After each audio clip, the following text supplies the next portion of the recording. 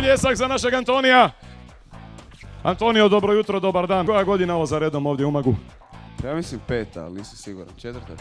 I moram priznat, kad si prvi put došao da si bio daleko na ATP rankingu, a sad si jako blizu ulasku među 100. Je, točno. I šta kažu, to je neki, definitivno od najtežih koraka. Pa eto, bilo bi dobro da igram dobro Umagu, pa bi sigurno još bio još bliže 100-ki, ali eto, blizu sam 100-ke i nadam se da će ove godine ostvariti. Dobro, kad si razmišljao sad nakon 5. Umaga, što je falilo pre neki dan protiv Blaža Kavčića? Pa presudila je nervoza najviše, ništa drugo. Igram dobro zadnjih par mjeseci, tako da bio je pritisak prevelik.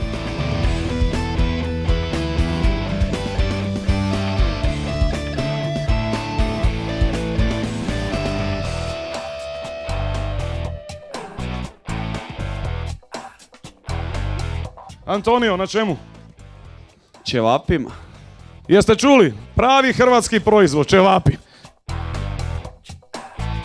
Osim tenisa, voliš ili imaš vremena za koji hobi?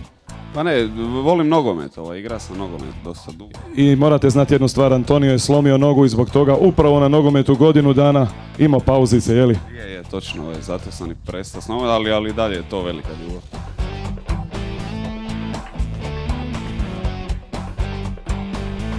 Super atmosfera, je stvarno definitivno najljepši turnir na svijetu. Eto, ja nažalost igram najlošije na njemu, ali eto, pokušavam uživati svakim danom što je više moguće i sigurno da ću svake godine biti ovdje.